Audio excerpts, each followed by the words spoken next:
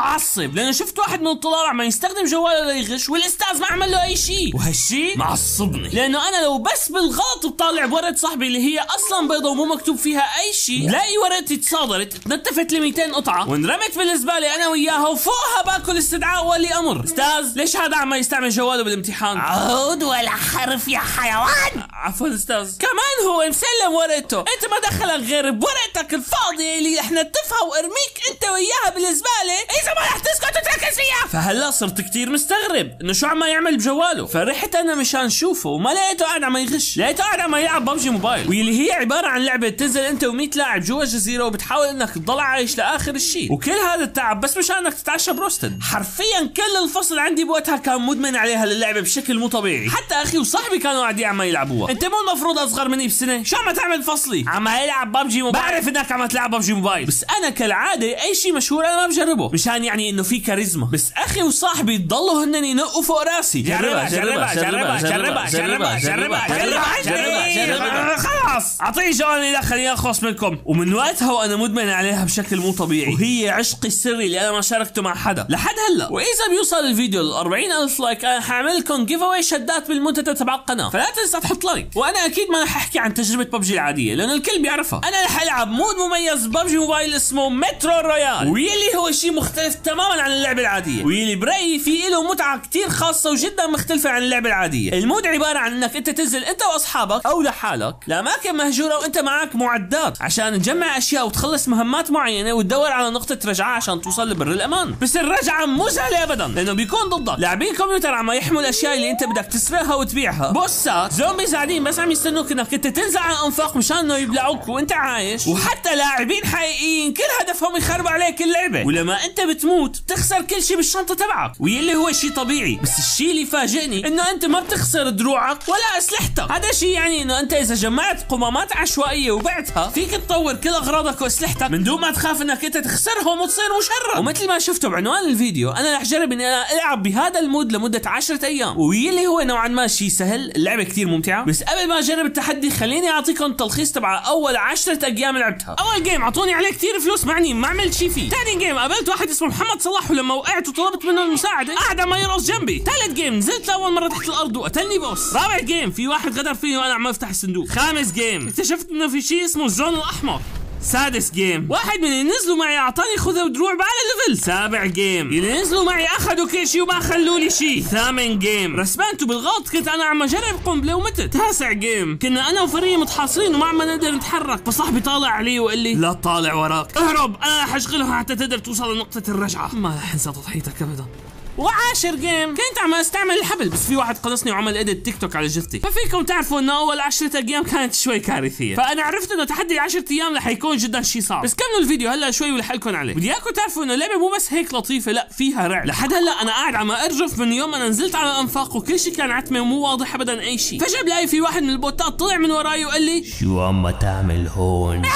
واكره علي انه انا اهرب من اللاعبين الثانيين عن طريق الانفاق بالعتمه لاني ما بكون شايف شيء، فحرفيا بيقلب الوضع وبصير فيلم رعب. والشيء المرعب اكثر من هيك انه هن بيضلوا ينزلوا تحديثات بالجيم مود هذا، واللي هو شيء ما مطمني لانه ما بدي وانا عم اكون بالانفاق فجاه نزل تحديث بعدين لاقي في مخلوقات بعيون حمر قاعده عم تطالعني من بعيد، واثناء ما انا قاعد عم اعاني اخي قاعد بالخلفيه عم يتابعني ويضحك علي وقاعد عم يقول لي ما بتعرف تلعب ما كان لازم تموت هون، خلاص باسكت روح العب على جوالك وحل عني. جوالي ضعيف عادي اللعبه بتشتغل على حبه بطاطا. لا انا قصدي كثير ضعيف. شوف لا انت هذا اللي عندك حتى مو اسمه هاتف ذكي، هذا هاتف متخلف. المهم قعدت عم العب وصار عندي ثقه بنفسي بما فيه الكفايه لاعمل تحدي ل10 ايام. كان نفسي انا اجيب صاحبي ليساعدني وكمان لاتسلى معاه، بس اكثر طريقه مفضله عنده هو حتى يجيب كلات كان انه يركب اقرب سياره ويضل يدعوس باللاعبين لحتى نهايه الجيم، حتى انه هو اخذ اتشيفمنت انه يقتل 50 واحد بالسياره. فانا بديت التحدي لوحدي.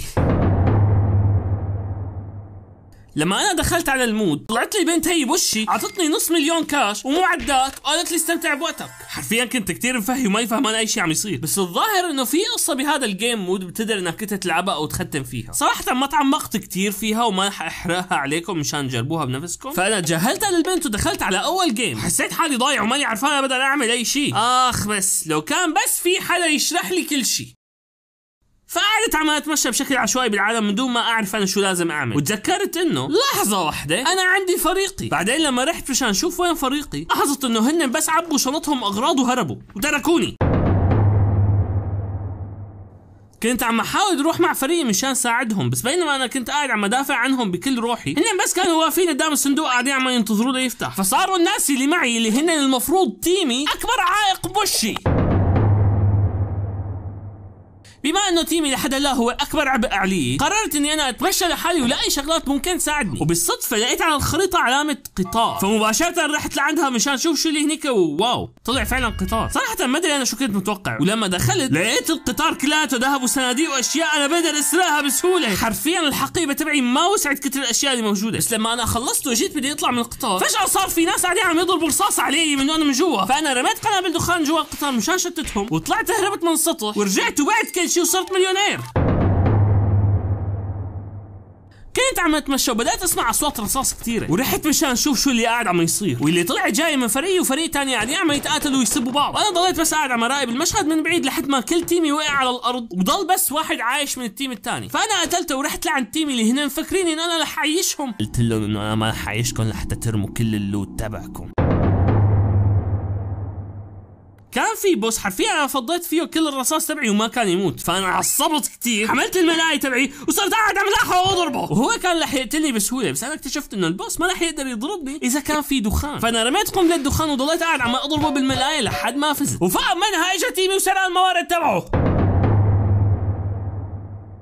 هذا اليوم انا كنت حرفيا مولع ابوها، لاني تضاربت مع اخي وكنت كثير معصب، ففتحت اللعبه ونزلت على الماب وانا عم ادور على مشاكل البوتات وقتلتهم، وحوش غريبه قاعده عم تصير فضيت كل رصاصي فيه وما صار لا شيء او تاثرت. لاعبين حقيقيين اللي مفكرين حالهم رح يفاجئوني دعست ابوهم، وبعد ما قتلت 32 بوت و5 اشخاص حقيقيين وانا معصب وواقف على الجبل من الجماجم، رحت مشان ارجع على نقطه العوده. قام بطريقي انا متت من طيحه، كل شيء جمعته راح.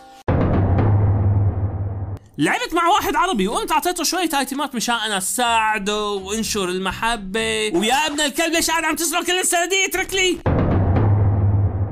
هذا اليوم انا رحت وصرفت كل فلوسي على اسلحة غالية واشياء نادرة، وصرت انا كثير منجهز، بس نسيت اخذهم معي. يا جماعة في اي حدا معه مسدس؟ كنت عم احاول وري واحد من تيمي الاسلحه اللي انا اشتريتها بتعبي وبعرق جبيني، وهو بكل بساطه حطها بحقيبته وطلع برا الجيم، سرقني بالنهار قدام الكل. لما كنت بمنطقة الاشعاعات وكنت قاعد عم اتفقد السطح تبع المبنى، فجأة لقيت انه في بوس ايده ميكانيكية وقاعد عم يركض باتجاهي، وهنيك انا حرفيا متت اسوأ موتة ممكن موتها، بس على الاقل تيمي قدر يقتله. شكرا كثير على متابعتكم لهذا الفيديو، والرجاء حطوا لايك وحملوا اللعبة، واذا بتوصلوا الفيديو هذا ل 40,000 لايك رح نعمل نحن جيف اواي نوزع شدات بالمنتدى تبع القناة. وللناس المستغربة اكيد رح يكون في جيف اواي، انا خلاص صرت يوتيوبر و3 مليون وصرت من الكبار يعني تبع الساحة. الله اقسم بالله اني انا خطير.